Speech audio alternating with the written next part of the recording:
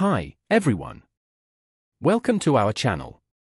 Douglas Macgregor emphasizes the importance of truth for Americans, highlighting the unpopular of certain truths. He suggests that the roots of the current conflict trace back over a decade, with some arguing for even longer. Macgregor asserts that the depiction of Ukraine's map is inaccurate, particularly in Crimea and the Donbass region, where he claims there are significant Russian populations. He points to electoral maps as evidence showing a clear divide in voting patterns between eastern and western Ukraine, with the former leading towards pro-Russian candidates and the latter against them. So there was always a need to address this. He had argued for a plebiscite, as did others. He also felt strongly that it was in Ukraine's interest to be a neutral state, akin to Austria, which could benefit greatly from its neutrality. However, this notion was thwarted initially by the Bush administration, then by Obama, and he believes Trump was undermined by his own Secretary of State, Secretary of Defense, and National Security Team, all pushing for NATO expansion to include Ukraine. President Trump, lacking support, found himself out of office, leaving Putin feeling there was no one to negotiate with. After 2014, a significant Ukrainian military buildup, aimed at claiming Crimea and punishing Russians in Donetsk and Luhansk, exacerbated tensions.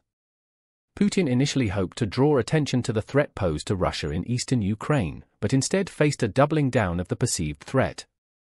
His fear of a Ukrainian army with ballistic missiles pushed him into a cautious approach to minimize casualties. However, by summer, it became evident that no negotiations were forthcoming, leading to a long-term strategy for a 30-month war. This strategy resulted in a massive Russian military buildup along NATO's eastern border, contrary to what Biden and his supporters desired, causing NATO disunity and rapid dissolution. The leaked documents underscore the misconception of Russia's economic weakness, epitomized by McCain's characterization of Russia as a gas station with nuclear weapons. They discover they could not be more wrong. Russia has an abundance of resources and energy, of course, which makes it the perfect partner for China. That needs all of that to continue to sustain its economic expansion. We've ended up on the wrong side in the sense that we're suffering economically. Our European allies are suffering very, very acutely from this war and from all these self-defeating sanctions. Well, keep in mind that for many, many decades, we've used our command of the World Bank and other financial centers because effectively, the dollar dominates everything. We not only pass on our debt to others by compelling everybody else to use the dollar, but the institutions, global institutions, use the dollar because it's convenient. And what we've done is we've effectively bullied so many people for so long that many are now saying, well, Russia's got a point. China has got a point. Why should we do business constantly in the dollar? Now, this doesn't mean that the so-called reserve currency is going to go away instantly. But I think it's in serious trouble. So this dollarization is very serious at this point. We shouldn't underestimate it, but I think we brought it on ourselves. If you constantly beat people over the head with, as you say, this weapon, this financial weapon, eventually they come back and say, we've had it. I mean, people living in Honduras or Costa Rica or Southeast Asia, Thailand, and being told, if you want our assistance or support, then grow these crops. Imagine that being told what crops you will grow, and so it's gotten really out of hand. The sanctions are just another manifestation of this.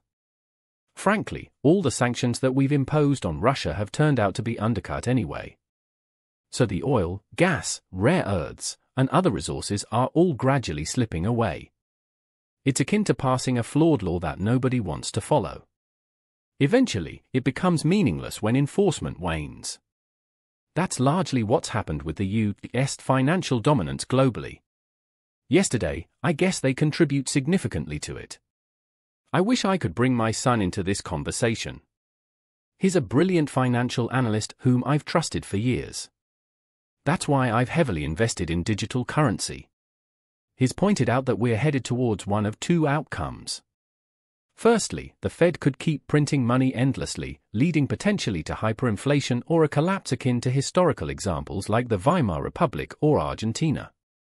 Secondly, there's the risk that eventually nobody buys our treasuries, leading to debt restructuring or defaulting, which has happened before in 32 and 34.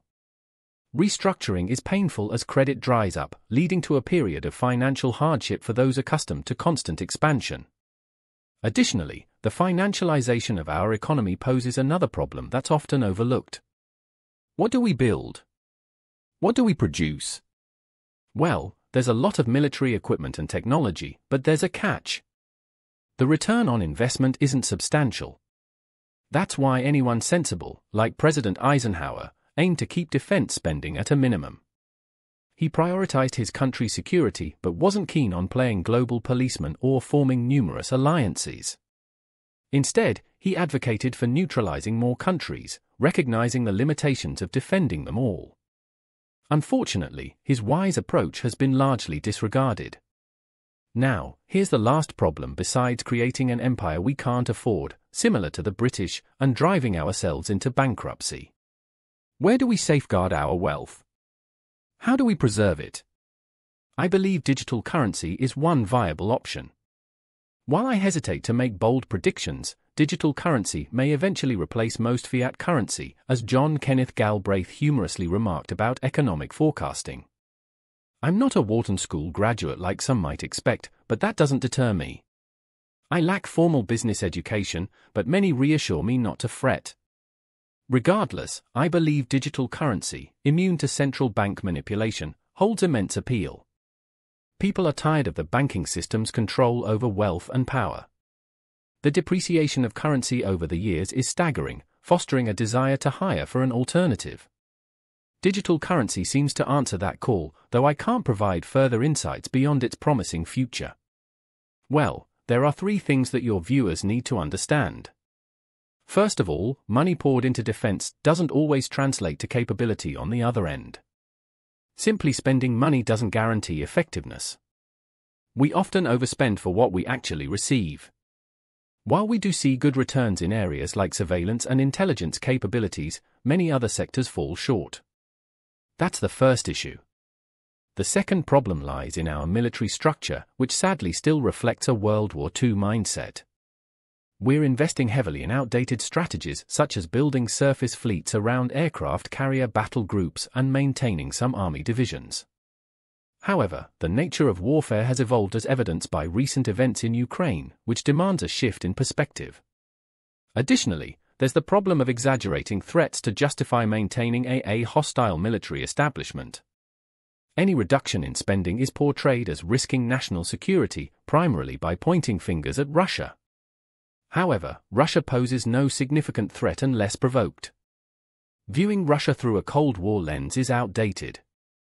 It's a different country today. Similarly, China's portrayal as a communist aggressor is misguided. The Communist Party of China is more focused on maintaining power and economic growth than spreading ideology. The notion of Chinese armies massing at borders for invasion is unsubstantiated. As the president rightly pointed out, our real problems lie at home. Yet there's a group in Washington determined to sustain massive spending, not only in defense, but also in entitlements. Despite knowing the fragility of systems like Social Security, Medicare, and Medicaid, we choose to ignore their vulnerabilities.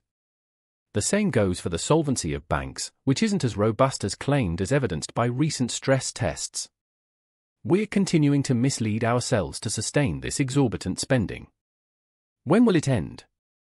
As Ben Stein aptly put it, things continue until they can't anymore. When did the British leave India? When their debt-to-GDP ratio reached 240%.